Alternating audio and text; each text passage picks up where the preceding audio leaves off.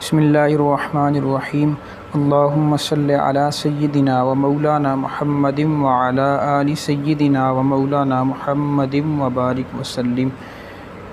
انشاءاللہ العزیز آج ہم الاسلام فاؤنڈیشن کے تحت اپنے سبق نمبر 3 کو سننے کی سعادت حاصل کریں گے، جو کہ وضو کے فرائض کے متعلق ہے۔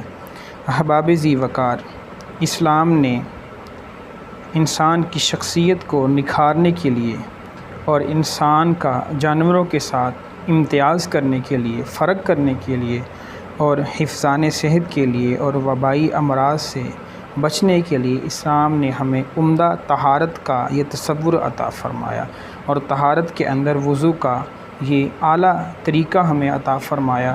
وضو کے ذریعے پاکی کرنے کا ایک عمدہ ترین نسخہ اسلام نے ہمیں عطا فرمایا۔ احباب ذی وقار، وضو میں بے شمار فضائل و برکات بھی ہیں اور ایک عبادت بھی ہے۔ حدیث مبارکہ کے اندر آتا ہے کہ باوضو سونے والا روزہ رکھ کر عبادت کرنے والے کی طرح ہے۔ مدینہ کے تاجدار صلی اللہ علیہ وسلم نے فرمایا حضرت انس رضی اللہ تعالی عنہ سے کہ بیٹا، اگر تم ہمیشہ باوضو رہنے کی استطاعت یعنی طاقت رکھو تو ایسا ہی کرو، کیونکہ ملک الموت جس بندے کی روح حالت وضو میں قبض کرتے ہیں اس کے لیے شہادت لکھ دی جاتی ہے۔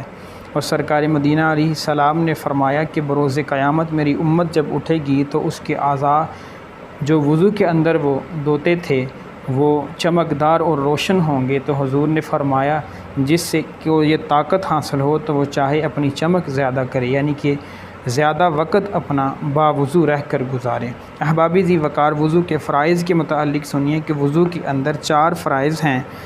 پہلا فرض ہے پورا چہرہ دھونا، اور دوسرا فرض ہے کوہنیوں سمیت دونوں ہاتھوں کو دھونا، اور تیسرا فرض ہے چوتھائی سر کا مسح کرنا، اور چوتھا فرض ہے ٹخنوں سمیت دونوں پاؤں دھونا۔ اب ان فرائض کی اختصار کے ساتھ وضاحت سنیے۔ پہلا جو فرض ہے پورا چہرہ دھونا، چہرے کی تعریف یہ ہے کہ عادتاً جہاں سے سر کے بال اگنا شروع ہوتے ہیں وہاں سے لے کر ٹھوڑی کے نیچے تک اور ایک کان کی لو سے دوسرے کان کی لو تک یہ مکمل چہرہ ہے، تو یہ مکمل دھونا فرض ہے۔ اب سوال یہ پیدا ہوتا ہے کہ کچھ لوگوں کے بال آگے سے جڑ جاتے ہیں، ان کے بال آدھے سر سے شروع ہوتے ہیں، تو کیا ان کا یہ آدھا سر بھی چہرے کے اندر شامل؟ نہیں، ایسا نہیں ہے، بلکہ شریعت نے ہمیں سر کو، چہرے کو ماپنے کا ایک پیمانہ عطا فرمایا۔ وہ اس طرح کہ اپنی ہاتھ کی 4 انگلیاں جو ہیں ان کو اپنی پیشانی کے اوپر رکھیں، جہاں کی 4 انگلیاں ختم ہو جائیں وہاں چہرے کی حد ختم ہو جاتی ہے، تو اتنا یہ دھونا یہ وضو کے اندر فرض ہے۔ اور دھونے کی تعریف یہ ہے کہ جس عضو کو، جس حصے کو ہم نے دھونا ہے اس کے ہر ذرے میں، یعنی کہ ہر بال کے برابر جگہ پر کم از کم 2 قطرے پانی کے بہہ جائیں۔ اگر 2 سے کم یعنی کہ 1 قطرہ پانی کا بہا یا پانی کو تیل کی طرح چہرے کے اوپر چپڑ لینے سے یہ دھونا مکمل نہیں ہوگا اور ہمارا فرض ادا نہیں ہوگا۔ دوسرا فرض ہے کوہنیوں سمیت دونوں ہاتھ دھونا۔ پہلے دایاں ہاتھ دھوئیں اور پھر بایاں دھوئیں، کیونکہ حدیث مبارکہ میں بھی اسی طرح حکم ہے۔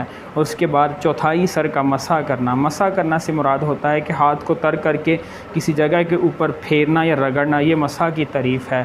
چوتھائی سے مراد کہ اپنے سر کا جو ایریا ہے اس کو اگر 4 حصوں میں تقسیم کریں تو چاروں میں سے ایک حصے کے اوپر بھی اگر ہمارا ہاتھ پھر گیا، مسح ہو گیا۔ اور چوتھا فرض ہے ٹخنوں سمیت دونوں پاؤں دھونا۔ تو اسی انداز کے ساتھ پہلے دایاں پاؤں دھوئیں اور پھر بایاں دھوئیں، ٹخنوں سے ذرا اوپر تک دھونا، یہ فرض ہے۔ اللہ تبارک و تعالی ہمیں ان فرائض پر عمل کی توفیق عطا فرمائے۔